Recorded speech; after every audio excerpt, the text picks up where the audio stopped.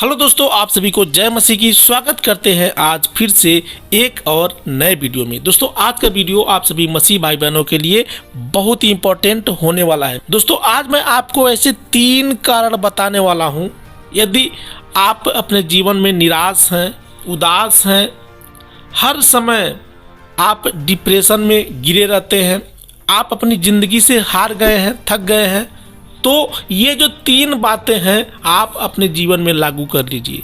आपके जीवन में खुशियां आ जाएंगी, परमेश्वर आपकी प्रार्थनाओं को सुनेगा। इन तीनों बुराइयों को आप अपने जीवन से निकाल दीजिए, ठीक है ना।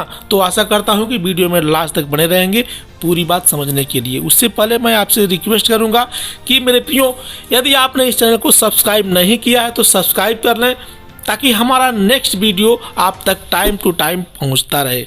तो बिना देरी किए वीडियो को स्टार्ट करते हैं। नंबर 1 है नकारात्मक सोच। मेरे प्रियो, हमारा जो निगेटिव थॉट होता है ना, यदि हम उसको पॉजिटिव में बदल दें, हमेशा सकारात्मक सोचें, तो कभी भी हमें अपने जीवन में दुख का सामना नहीं करना पड़ेगा। यहेजकेल अध्याय 36 के 26 में प्रभु का वचन कहता है, मैं तुमको नया मन दूंगा और तुम्हारे भीतर नई आत्मा उत्पन्न करूंगा। क्या कहता है प्रभु का वचन? कि मैं तुमको नया मन दूंगा और तुम्हारे अंदर नई आत्मा दूंगा। जब प्रभु यीशु मसीह पर कोई भी व्यक्ति विश्वास करता है तो उसका आत्मा बदलता जाता है। वो अंदर से, उसके अंदर से जो निगेटिविटी होती है वो निकलता जाता है और जो पॉजिटिव होता है उसके अंदर भरता जाता है। जो बरसों से उसके अंदर खाली था ना, जो अचड़े कचड़े जो उसके अंदर बचपन से भरे हुए थे, वो धीरे धीरे निकलता जाता है और परमेश्वर का वचन धीरे धीरे उसमें भरता जाता है। तो वो व्यक्ति आत्मा में नया बनता जाता है। इसीलिए यहाँ प्रभु का वचन कहता है, मैं तुमको नया मन दूंगा और तुम्हारे भीतर नई आत्मा उत्पन्न करूंगा और तुम्हारी देह में से पत्थर का हृदय निकालकर तुमको मांस का हृदय दूंगा।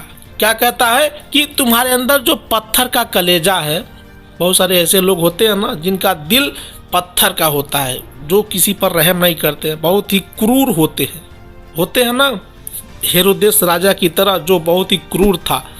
तो परमेश्वर क्या कहता है? परमेश्वर कहता है कि मैं उसमें दया डाल दूंगा। तुम दूसरों से प्रेम करोगे, दूसरों पर दया करोगे, दूसरों की मदद करोगे, ठीक है ना।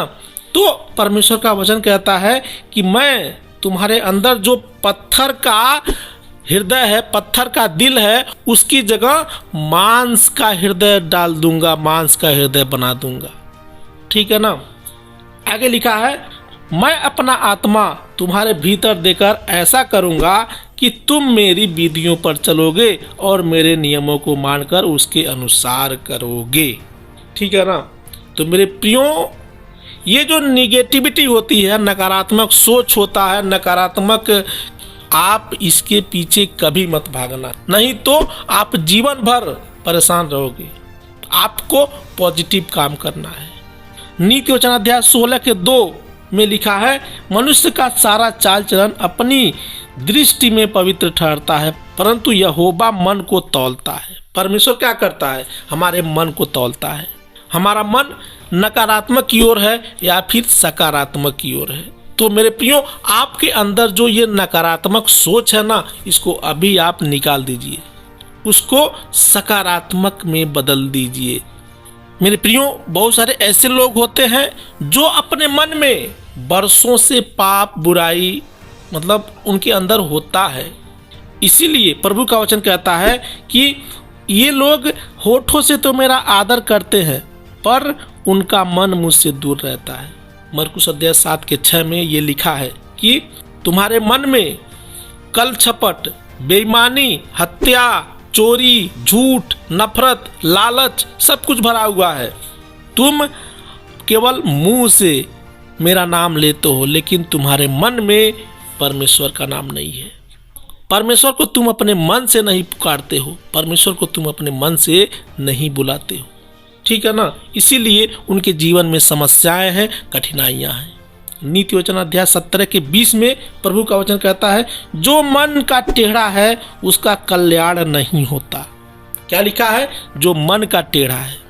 जैसा कि अभी अभी हमने बताया कि जिसके मन में बुराई भरा हुआ है, पाप भरा हुआ है, वो मन का टेढ़ा है, उसका कल्याण नहीं होता और उलट फेर की बात करने वाला विपत्ति में पड़ता है। उलट फेर की बात करने वाला यानी कि जो इधर की बात उधर लगाते हैं, इधर की बात उधर लगाते हैं। आप अपने पड़ोस में देखते होंगे कुछ लोग ऐसे होते हैं जिनके मन में सैकड़ों बुराइयां हैं, उनका मन परमेश्वर से दूर है।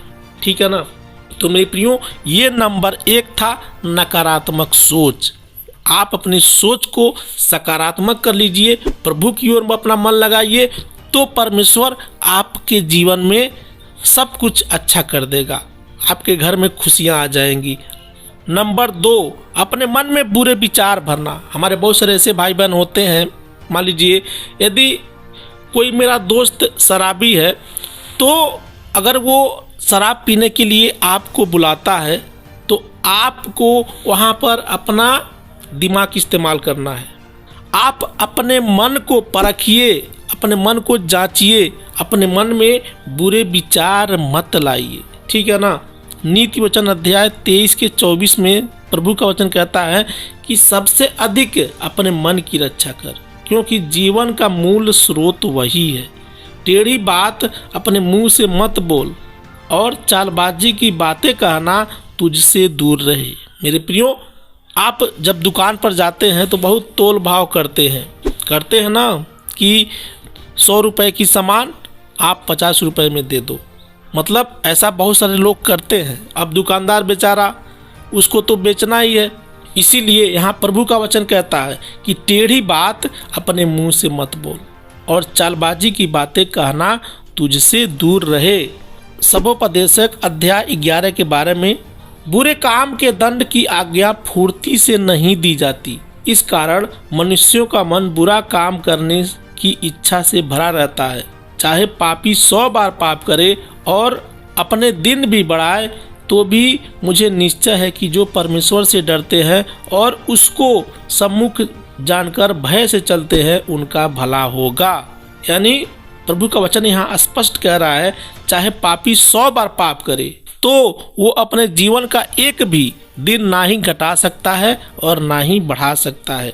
तो मेरे प्रियो, आपको वही करना है जो परमेश्वर कहता है, परमेश्वर का वचन सिखाता है। सबोपदेशक अध्याय 7 के 9 और 10 में लिखा है, अपने मार्ग पर चला जा, अपनी रोटी आनंद से खाया कर और मन में सुख मानकर अपना दाख मधु पिया कर, क्योंकि परमेश्वर तेरे कामों से प्रसन्न हो चुका है। यानी कि जो जितना कमाता है उतने में सुखी रहे, उतने में ही अपना रोटी मिल बांट कर खाए।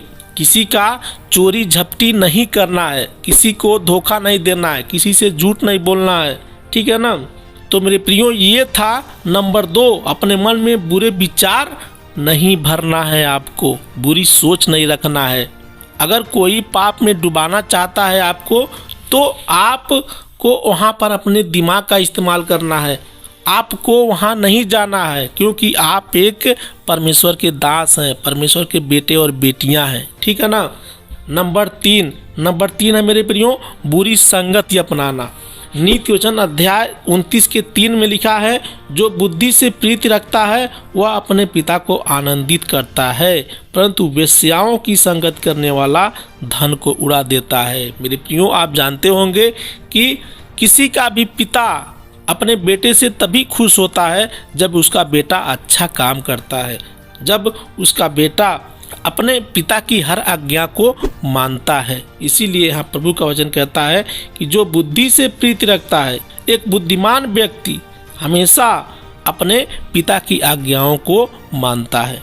जो बुद्धि से प्रीति रखता है वह अपने पिता को आनंदित करता है, परंतु वेश्याओं की संगत करने वाला धन को उड़ा देता है।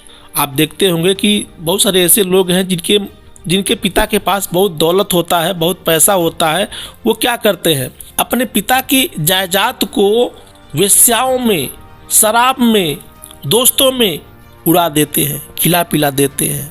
लेकिन जो पैसे कमाकर 1-1 रुपये इकट्ठा किया है, वो जानता है कि कितनी मेहनत से पैसे आता है और कितनी परिश्रम करना पड़ता है। ठीक है ना। फर्स्ट कुरिन्थियों अध्याय 15 के 33 में लिखा है, धोखा न खाना, बुरी संगति अच्छे चरित्र को बिगाड़ देती है। क्या लिखा है कि धोखा न खाना, धार्मिकता के लिए जाग उठो और पाप न करना, क्योंकि कितने ऐसे हैं जो परमेश्वर को नहीं जानते। मैं तुम्हें लज्जित करने के लिए यह कहता हूँ। क्या कहता है वचन कि धोखा न खाना, बुरी संगत में आपको नहीं जाना है, नहीं तो आप भी धीरे धीरे बुरे बन जाएंगे। आप भी यदि किसी शराबी के साथ बैठेंगे उठेंगे तो शराबी बन जाएंगे। आप भी यदि किसी तंबाकू खाने वाले व्यक्ति के साथ उठेंगे बैठेंगे, किसी गुटखा खाने वाले व्यक्ति के साथ उठेंगे बैठेंगे, या फिर किसी भी तरह का पाप हो, यदि उस व्यक्ति के साथ अपना संबंध बनाएंगे तो आप भी धीरे धीरे उसके जैसे ढल जाएंगे। ठीक है ना। तो आपको ऐसे व्यक्ति के साथ नहीं जाना है और ना ही ऐसे व्यक्ति के साथ उठना बैठना है। ठीक है ना। तो यहाँ पर प्रभु का वचन क्या कहता है कि धार्मिकता के लिए जाग उठो, यानी कि परमेश्वर के लिए तुम जाग उठो और पाप न करो। नीति वचन अध्याय 13 के 20 में प्रभु का वचन कहता है, बुद्धिमान की संगत कर, तब तू भी बुद्धिमान हो जाएगा, परंतु मूर्खों का साथी नाश हो जाएगा। मूर्ख के दोस्त जो होते हैं, मित्र जो होते हैं, वो मूर्ख ही होते हैं। उनके जीवन में कभी खुशियां नहीं आता है, या तो वो लोग गलत रास्ते पर चले जाते हैं। जैसे कि मान लीजिए आज के टाइम में बहुत सारे ऐसे बच्चे हैं जो भांग, चरस, गांजा, बीड़ी, सिगरेट, दारू, मतलब आप देखते होंगे कि गांव में हो या शहर में हर जगह ये सारी क्रियाएं हो रही हैं। और ये कौन करवा रहा है? शैतान करवा रहा है। शैतान जो कि नहीं चाहता है कि आप परमेश्वर में आगे बढ़ें, परमेश्वर को जानें। यदि आप परमेश्वर को जानेंगे तो बुद्धिमान बन जाएंगे, आपके जीवन में पाप नहीं होगा। ठीक है ना। तो मेरे प्रियो, यहाँ प्रभु का वचन कहता है कि बुद्धिमानों की संगत कर, तब तू भी बुद्धिमान हो जाएगा, परंतु मूर्खों का साथी नाश हो जाता है। मेरे प्रियो, तो इसीलिए परमेश्वर का वचन कहता है कि बुद्धिमान बनो। तो आशा करता हूँ कि आज का ये वीडियो आपको अच्छा लगा होगा। जहाँ तक कि मैं अपने वीडियो में हमेशा बताता हूँ आपको कि आप इस चैनल को सब्सक्राइब जरूर कर लें, ताकि हमारा नेक्स्ट वीडियो आप तक टाइम टू टाइम पहुँचता रहे। मिलते हैं कल फिर अगले वीडियो में। तब तक के लिए आप सभी को हमारे प्रभु यीशु मसीह के नाम में जय मसीह की।